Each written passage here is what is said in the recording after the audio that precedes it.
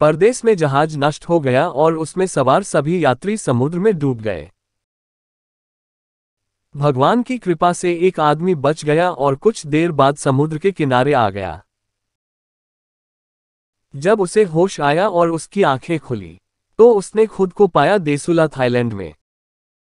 जैसे ही आदमी उठा, उसने भगवान से प्रार्थना करना शुरू कर दिया और कहा कि हे भगवान, कृपया मेरी मदद करें, कृपया मुझे कुछ मदद भेजें।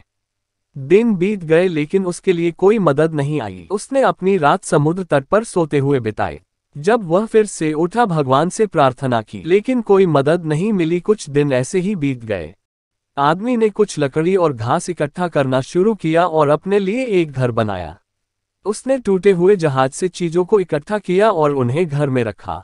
वह द्वीप पर नारियल और मछली खाकर रहने लगा। अचानक एक दिन उसकी झोपड़ी में आग लग गई और एकमात्र आश्रय के नष्ट होने से बहुत दुखी था। उसने अपना सिर आसमान की ओर उठाया और कहा कि हे भगवान, मैंने तुमसे कहा था कि मुझे कुछ मदद भेजो, लेकिन तुमने मेरे बात नहीं मानी और मैंने यहाँ झोपड़ी बनाई थी जीने के लिए, वह भी जल गई। तुम बहुत क्रूर हो। वह बहुत निराश था और वह रात तक भगवान से शिकायत करता रहा और फिर वह सुबह समुद्र तट पर सो गया। जब उसने अपनी आंखें खोली तो एक शोर से उठा जो बहुत तेज था। उसने देखा एक जहाज। उसे अपनी आंखों पर विश्वास नहीं हो रहा था। वह बहुत खुश था कि आखिरकार उसे मदद मिली। वह जहाज पर चढ़ गया। आदमी ने जहाज के कप्तान से पूछा कि आप कैसे जानते हैं कि मैं यहाँ इस निर्जन द्वीप में फंसा हुआ हूँ। कप्तान ने जवाब दिया कि हमने द्वीप से आपके द्वारा भेजा गया एक धुएं का सिग्नल देखा।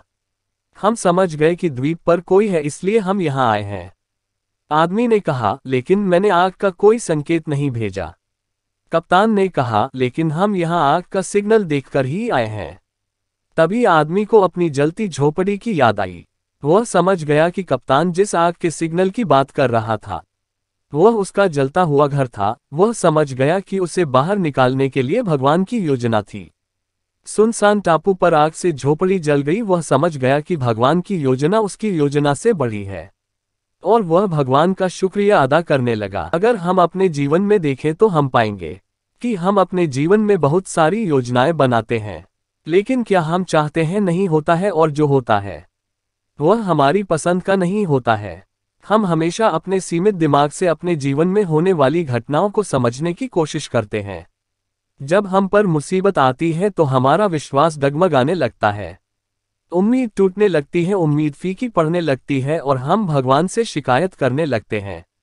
जबकि ऐसे समय में ईश्वर पर विश्वास करके परेशानी से बाहर निकलने का प्रयास करना चाहिए। ईश्वर के पास हम में से हर एक के लिए एक उद्देश्य और एक योजना है। हमें सर्वशक्तिमान पर विश्वास रखते हुए अपने प्रयास करते रहना चाहिए। आपा खोए बिना हमारे प्रयास और भगवान का आशीर्वाद से हम हर परेशानी से बाहर निकाल सकते हैं।